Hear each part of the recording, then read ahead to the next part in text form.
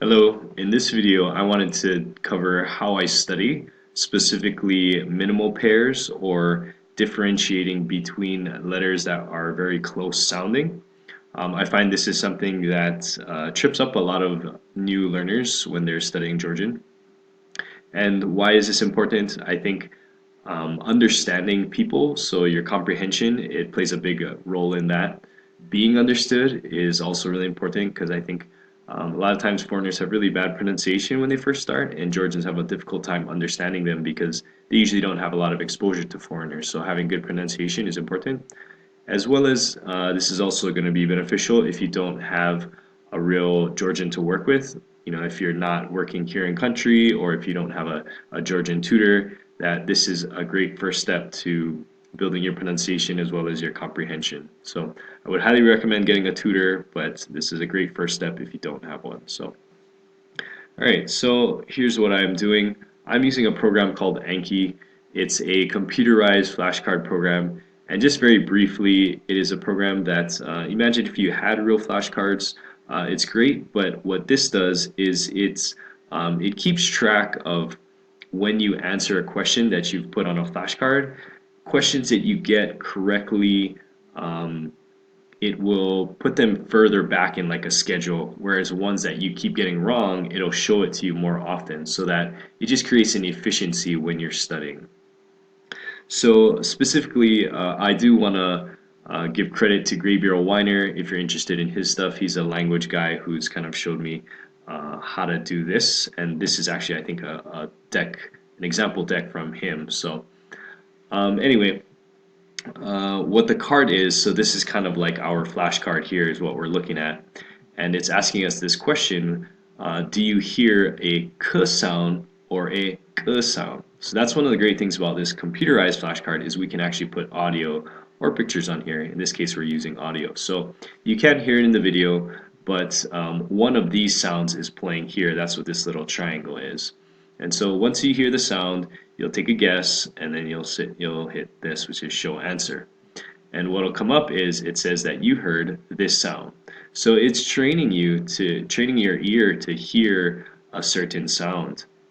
Along with this letter, I've also put in example words so that you can hear what the letter sounds like with a real word. In addition to this letter, I've also put this second letter here below it, so we have the k sound as well as an example with it.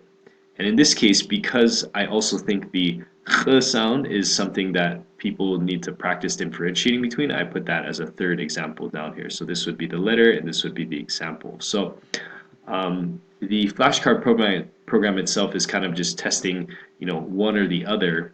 But the beautiful thing about this is that let's say you just wanted to hear maybe the k sound again. You can just click this triangle here and you can repeat it as many times as you want. So I think that's a huge benefit that this offers, because if you're just trying to study from like a YouTube video or something, you know, maybe somebody will cover a letter, say it a couple of times, and then you'll have to just like keep rewinding and refreshing, rewinding, and you know that could just take a long time.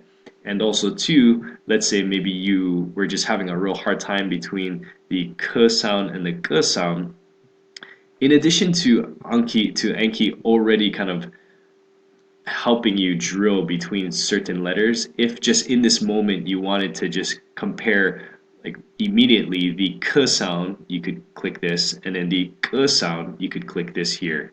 So I think that's hugely powerful because just at your fingertips, you can have something repeated several times if you want to. So in this case, let's say we guessed it right, we'll click good and move on to the next letter. This is another example. Here we're just comparing the h sound to a h sound. That's a pretty easy one, I think, but you know, I thought it's still somewhat similar, so just to help people in the very beginning do that. So again, it's asking you which letter, you'll take a guess, you'll hit show answer, and it will tell you the answer. Um, and again, in this case, I didn't just put the h and the h, but I also put the r sound in there because that's also kind of tricky.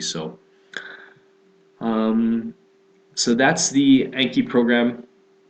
It's a free program. you can download it.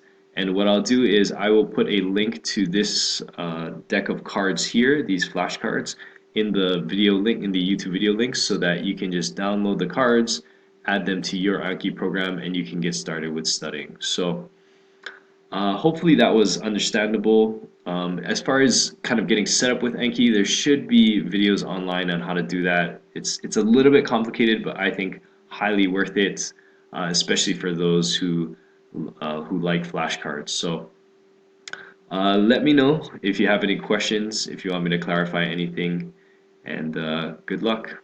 And as always, drobit.